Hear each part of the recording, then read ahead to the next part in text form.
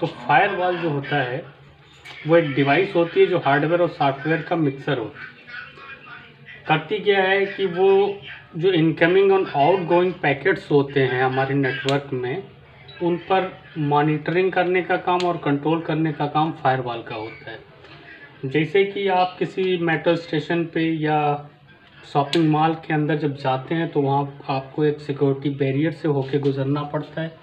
वहाँ सबसे पहले तो आप मेटल डिटेक्टर से होके गुजरते हैं, उसके बाद में सिक्योरिटी के कुछ बंदे होते हैं जो आपको चेक करते हैं, आपके बैग को भी जो है स्कैन किया जाता है।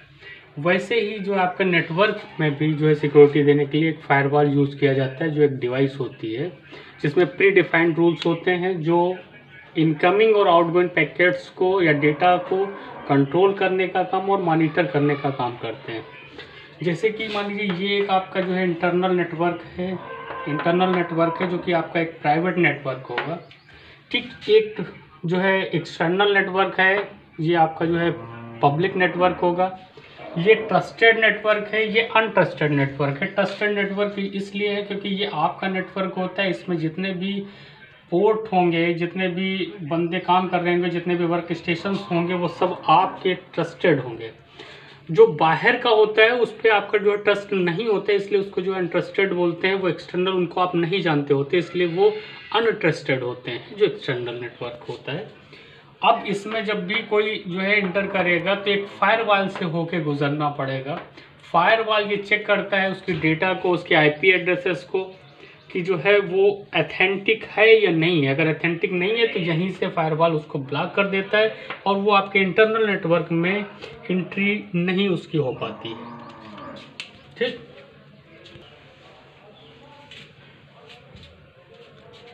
Types of firewall. फायरवॉल दो टाइप से होता है, एक पैकेट फिल्टरिंग फायरवॉल, एक होता है प्रॉक्सी और application firewall. Packet filtering firewalls में क्या होता है कि हम जो है आईपी हेडर और टीसीपी हेडर्स को चेक करते हैं। दूसरा पैकेट फिल्टरिंग फायरवॉल जो होता है वो नेटवर्क लेयर, वो ऐसे रेफरेंस मॉडल की जो नेटवर्क लेयर और ट्रांसपोर्ट लेयर होती है उस पर काम करता है। तीसरी चीज़ ये होती है कि ये आईपी एड्रेसेस को जो है ब्लॉक कर देता है, फुल नेटवर्क को ब्लॉक कर देता है, सर्विसेज को ब्लॉक कर सकता है पैकेट फिल्टरिंग में। तो इसमें सपोज करिए ये इंटरनल नेटवर्क है, ये एक्सटर्नल नेटवर्क है, ये आपका फायरवॉल है। और इसके अंदर मान लीजिए 179.9.00 यानी कि क्लास बी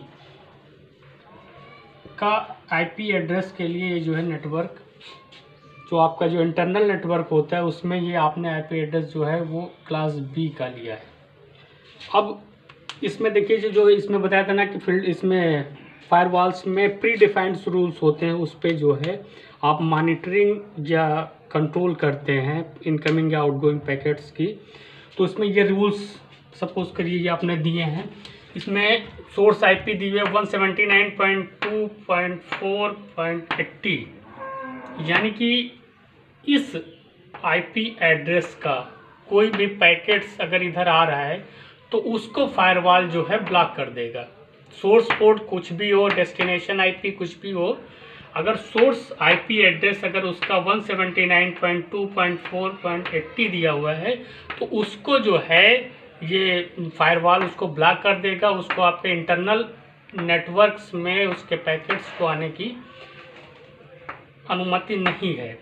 दूसरा रूल्स ये है कि 152.33.00 यानी कि ये तो एक बंदा था, यानी कि ये जो एक्सटर्नल नेटवर्क है वो कहीं का भी किसी भी नेटवर्क का एक बंदा था, एक होस्ट था जो कि जो कहते हैं जिसको ब्लॉक किया गया था। दूसरे रूल्स में 152.33 यानी कि ये जो क्लास बी का ये वाला आईपी एड्रेस है, ये पूरा का पूरा नेटवर्क जो है उसको ब्लॉक कर दिया गया है। इस एड्रेस की, इस नेटवर्क की कोई भी आईपी एड्रेस से कोई भी पैकेट्स अगर आते हैं तो उसको ब्लॉक कर दिया गया है, वो नहीं आ सकता है। फायरवॉल उसको जैसे ही 152.33 देखेगा उसको ब्लॉक कर देगा, यहीं पे जो है डिनाई कर देगा। ये जो है पूरी की पूरी सर्विस को यानी कि नेटवर्क को यहाँ पे ब्लॉक किया गया है। पहले वाले में क्या था कि किसी बंदे को जो है किसी एक आईपी एड्रेस को जो है ब्लॉक किया गया था। दूसरा जो है कहते एनी ये सोर्स पोर्ट अगर 80 है तो 80 में सर्विसेज को, जैसे 80 होता है आपका एसटीटीपी की जितनी भी सर्विसेज है उसको ब्लॉक कर दिया गया है। ना तो वो जो है इंटरनल नेटवर्क से आउटगोइंग उनकी हो सकती है, ना ही एक्सटर्नल नेटवर्क से उनकी इनकमिंग हो सकती है। दूसरा ये है डेस्टिनेशन पोर्ट 172.9.0.3। तो ये जो है आप ही के नेटवर्क में से कोई एक जो है होस्ट है जिसको ब्लॉक कर दिया गया है कि वो आउटगोइंग कोई भी पैकेट सेंड नहीं कर सकता। ये था आपका जो है पैकेट फिल्टरिंग फायरवॉल। दूसरा फायरवॉल होता है proxy and application firewall. Proxy और एप्लीकेशन फायरवॉल जो है वो लेयर 5 पे काम करता है।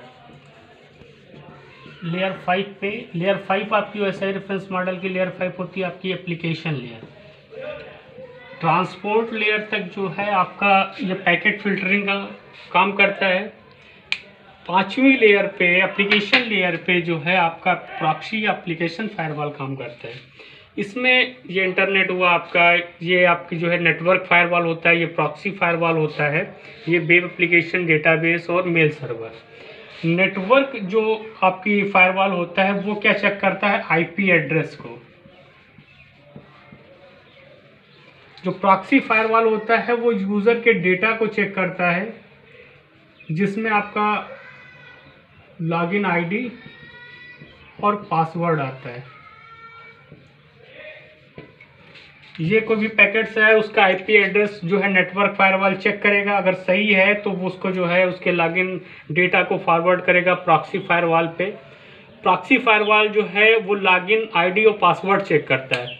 एक चीज़ और कि जो लॉगिन आईडी और पासवर्ड जो भी आगे फॉरवर्ड होता है वो प्लेन टेक्स्ट में नहीं फॉरवर्ड होता है, वो साइफर टेक्स्ट में या आपका जो है इनक्रिप्टेड फॉर्म में जो है फॉरवर्ड होता है। कभी भी प्लेन टेक्स्ट में जो है आगे फॉरवर्ड नहीं होता है। जब ये प्रॉक्सी फायरवॉल लॉगिन आईडी और पासवर्ड को चेक करता है यूज़र डेटा, उसको ऐसा लगता है कि ये कोई ऑथेंटिक पर्सन है जो डेटा पैकेट सेंड कर रहा है, तब वो प्रॉक्सी वॉल आगे भेजता, नहीं तो यहीं से ब्लॉक कर दिया जाता है। अगर ऑथेंटिक पर्सन है तो वो फिर जाके वेब एप्लीकेशन पे काम कर सकता है, डेटाबेस को एक्सेस कर सकता है, मेल सर्वर पे जा सकता है। अगर ऑथेंटिक नहीं है तो ये प्रॉक्सी फायरवॉल पे ही जो है उसको ब्लॉक कर दिया जाएगा। या फिर आईपी एड्रेसेस अगर कोई भी ब्लॉक किया गया है, वो जैसे आईपी आपका नेटवर्क फायरवॉल पे आईपी एड्रेस पहुंचेगा, नेटवर्क फायरवॉल उसको चेक करेगा, अगर आईपी एड्रेस आपका जो है ऑथेंटिक नहीं है तो यहीं से ब्लॉक हो जाएगा।